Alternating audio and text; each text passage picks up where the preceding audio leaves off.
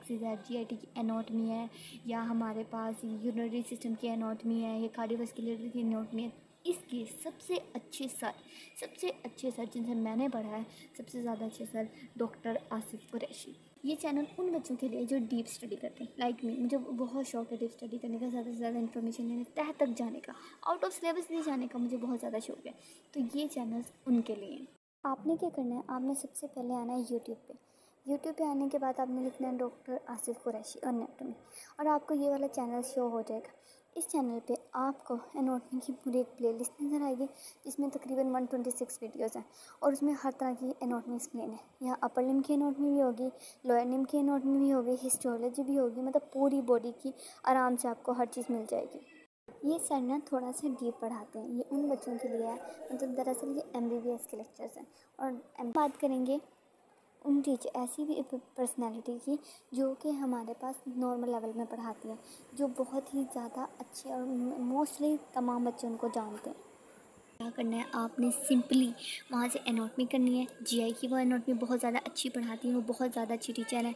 इसके अलावा आपने क्या करना है, वहाँ से ये पढ़ सकते हैं, यूरिनरी पढ़ सकते हैं, कार्डियो पढ़ सकते हैं, और रिस्पिरेशन और रिप्रोडक्टिव रिस्पिरेशन, जीआई और एनाटॉमी, जनरल एनाटॉमी उन्होंने बहुत ही ज़्यादा अच्छी पढ़ाई हुई है। तो आप नॉर्मली बच्चे जो बोर्ड से पढ़ते हैं, जो एफएससी में सर से लेक्चर के टीचर से एनाटॉमी पढ़ते हैं, आप वहाँ जा सकते हैं। आपने क्या करना है, सिंपली यूट्यूब पे जाके आपने जनीत मेडिकल एजुकेशन सर्च करना है। जैसे ही आप सर्च करेंगी तो आपके पास इस तरह से एक प्लेटफॉर्म शो होना शुरू हो जाएगा, उनका मेन यूट्यूब चैनल। इस चैनल पे जाने के बाद आप नीचे जाके देखेंगी तो जो सबसे पहली प्लेलिस्ट है ना, प्लेलिस्ट वाले सेक्शन में वो एनाटॉमी की है, और उसी में ही उन्होंने सारी एनाटॉमी, एंडोक्राइन सिस्टम और हर जो चीज़ें मैंने आपको बताई हैं वो इन्होंने आराम से इस सारी वीडियो में पढ़ाई हुई हैं। एस्ट्रोलॉजी की ये जो लास्ट 2 चैप्टर, जिसमें से 5 एमसीक्यूज़ और एक हमारे पास एमसीक्यू होना है, अब मैं इसकी बात करने जा रही हूँ। इसको ज़रा ध्यान से सुनिएगा।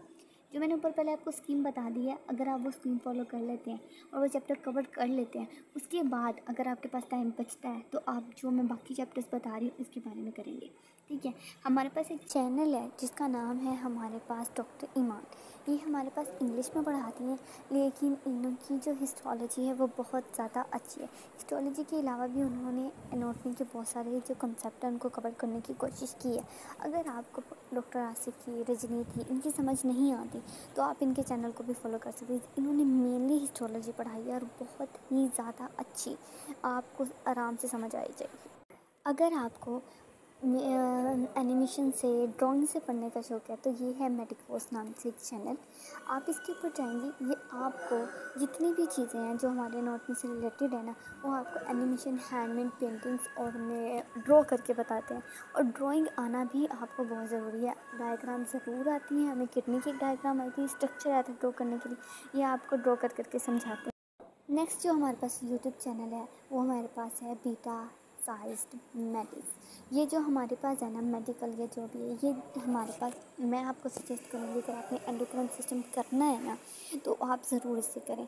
इन्होंने हिस्टोलॉजी, एंडोक्राइनोलॉजी बहुत ही ज़्यादा अच्छी बताई हुई है, और बहुत ही ज़्यादा अच्छे तरीके से इस चीज़ को एक्सप्लेन किया हुआ है, ड्राइंग्स के ज़रिए, एनिमेशंस के ज़रिए, कार्टून्स के ज़रिए, जिसकी वजह से आपको ये बहुत अच्छे से समझ आ सकती है। अब ये 2 टॉप में यूट्यूब चैनल हो गए। इसके बाद थर्ड है हमारे पास नीचा नर्ड्स। ये भी इंग्लिश का चैनल है। जो मैंने आपको पहले चैनल बताया है वो भी हमारे पास इंग्लिश मीडियम, और ये नीचा नर्ड्स भी। आप इसके ऊपर जाएंगे, ये सर बहुत ही ज़्यादा अच्छे पढ़ाते हैं।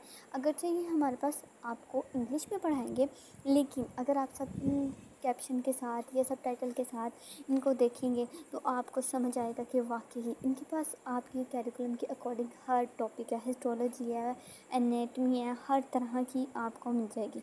उसके बाद आपको फिर भी समझ नहीं आती तो फिर भी मैं हाज़िर हूँ। अब हम नेक्स्ट जो बात करने जा रहे हैं वो है प्लेक्सिस के बारे में। न्यूरॉन्स का एक चैप्टर है, आपने उसमें से जो प्लेक्सिस वाला टॉपिक है ना, अगर वो करना है तो आपने वो सिर्फ़ और सिर्फ डॉक्टर आसिम से करना है।